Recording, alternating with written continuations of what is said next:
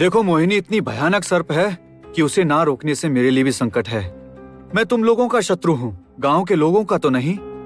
तो मैं गांव के लोगों को बचाने के लिए क्यों नहीं जाऊंगा? अब बताओ, क्या तुम लोग मेरी सहायता करोगे? ठीक है, बताओ क्या करना होगा हमें। नीम की डाली पर अरंडी का तेल लगाकर आग जलाने से जो धुआं होता है, उसी धुएं की गंध से ही मोहिनी की माया करती है।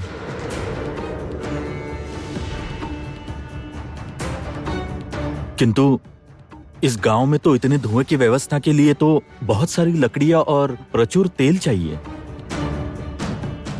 हाँ, और तभी तुम्हें हमारी सहायता की आवश्यकता है, सही कहा ना? हाँ, तुम लोग नीम की लकड़ियां इकट्ठी करके लाओ, मैं तेल का प्रबंध करता हूँ। गांव के बीचों बीचों एक बड़ा सा अग्निकुंड बनाना होगा। ठीक है, हमें जो भी करना होगा शीघ्र ही करना होगा। मोहिनी यदि एक बार सभी को स्थिर कर देती है, उसके बाद किस प्रकार से किसके ऊपर कब आक्रमण कर देगी, इस विषय में कुछ कहा नहीं जा सकता। हाँ, तुम लोग लकड़ी इकट्ठा करके मुझसे फिर यहीं आकर मिलना। ठीक है, चलो चलिए।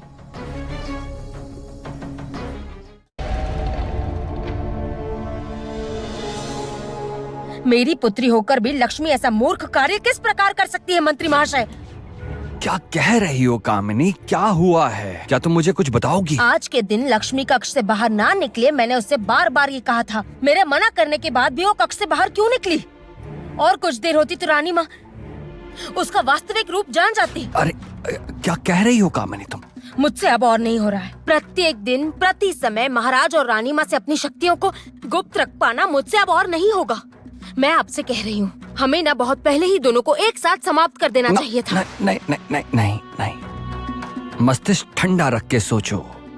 उतावलेपन में लिया गया कोई भी निर्णय हमारे लिए संकट पैदा कर सकता है। बहुत अच्छी तरह सोच कर देखो कामिनी, राजा और रानी यदि एक साथ समाप्त हो जाएंगे तो इसका परिणाम होगा राज विद्रोह। कितने लोगों को मारोगी तुम? नहीं कामिनी, हमें इस प्रकार से दोनों को समाप्त करना होगा कि जिससे वो दोनों ही समाप्त हो जाएं और सारी शक्तियां हमारी मुट्ठी में आ जाएं।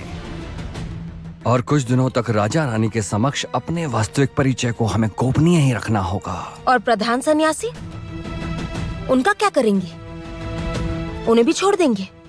उनके एक बार मुंह खोलने पर महाराज और रानी माँ को सब कुछ पता चल जाएगा। नहीं मंत्री महाशय, मैं ऐसा बिल्कुल भी नहीं होने दे सकती। आज ही उनका अंतिम दिन है, मैं ही उनकी हत्या करूंगी, आज ही।